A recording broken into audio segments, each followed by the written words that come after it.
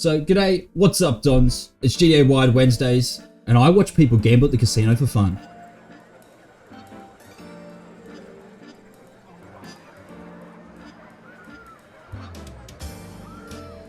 This week started a little slow, but boy did we get a huge update on Tuesday night, removing the casino for all Australian GTA Online players. With some peripheral news regarding the Kortz Center Tier 4 challenge, the Rockstar Union held its first meeting and Fandom responded to the plagiarism allegations from the GTA Wiki. Alrighty, so the first thing we got here is the post here by Foxdog GTA. He's posted here on X, and he's actually posted about hitting all 4 challenges of the Tier 4 career progress for the Kortz Center Heist. And funnily enough, a Saloon patron, Crimson, who's in chat today, also got the Armored Karakara, dropping proof in my Discord, the Don Saloon Discord. The irony of this being that most of the GTA Online community seem to be outraged, or at the very least misinformed, assuming it would take until after GTA 6 comes out to complete this challenge with the changes to the heist payouts. Evidently, this was incorrect. Being all through the mainstream news, the Rockstar Union held their first formal meeting with Rockstar management, posting the good news to X. The union, self-reportedly, is at the point of formalising the bargaining unit, the group of workers which the union seeks to represent. To be official, they need to be recognised by the employer, Rockstar, and creating the bargaining unit is the next step towards that. As the release of GTA 6 approaches, however, the leverage the unit holds starts to fall away, as well as the things that they are fighting for, like better overtime pay. GTA Boom reports, a union's leverage is highest when its members are hardest to replace, and right now there is no scenario in which Rockstar can afford to have turmoil among the people finishing the biggest entertainment release in history. However, once the game ships, the pressure inverts, and studios frequently reduce headcount after a major launch as projects wind down. The window the union is operating in is narrow and it closes in November. And the big news of this is that they're actually meeting with Rockstar management sometime in November with its date not being officially announced. However, if it does coincide with before the release of GTA 6, they might still have some leverage, but if it's afterwards, oh, they're kind of buggered, right? Up shit creek without a paddle. Last week, there were reports of plagiarism from the newly founded official GTA Wiki, after leaving Fandom themselves earlier this year. Community members backfilling info on the Fandom allegedly copied articles nearly word for word. And here is the plagiarism claims, right? So it's pretty egregious, right? So they've actually got word for word, or the words that were changed, what's exactly the same, and it's mostly pertaining to the new data and new information with the Kortz Center heist. But there is other new stuff, there's other, it's even backfilling data that wasn't previous there in the first place. Fandom have officially responded to this, stating they removed the user responsible. A spokesperson said on the 21st of July, Fandom has investigated recent claims regarding content on the Grand Theft Auto community. Trust is the foundation of Fandom's communities, and we expect contributors to uphold the high standards of integrity.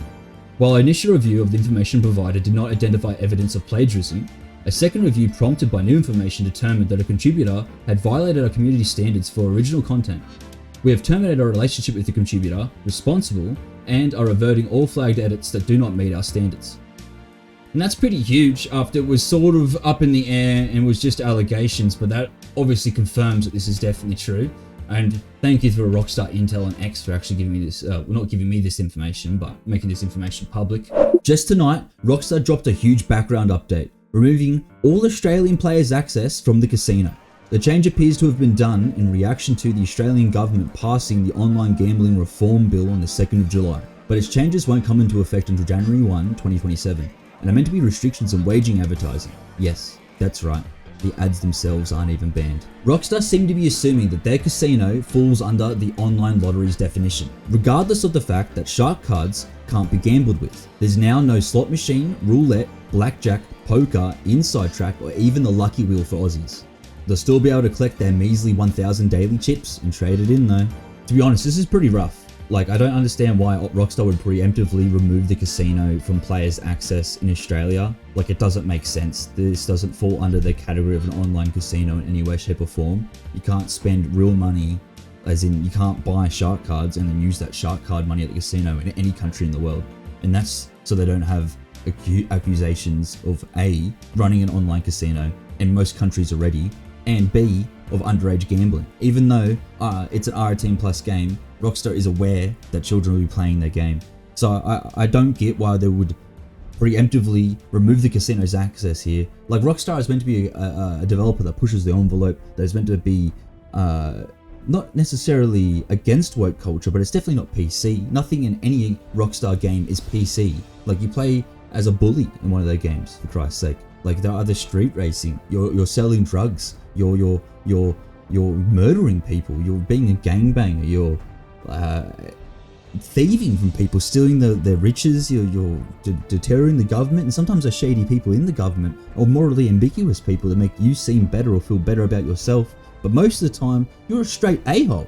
You're a straight arsehole. So I don't understand the angle Rockstar are taking here, trying to give us the milk duds of an update for us Australians. Like, it's pretty bogus, and the Australian government aren't even going to ban gambling ads, which is the entire reason why this reform was proposed. The entire reason people had brought their worries to Australian ministers, different representatives in their community about gambling, was to stop gambling ads on television and at sports matches, so we don't have rampant underage gambling or rampant gambling in adulthood, so that we stop people from wasting their life savings, ruining their families over sports betting, over pokie machines.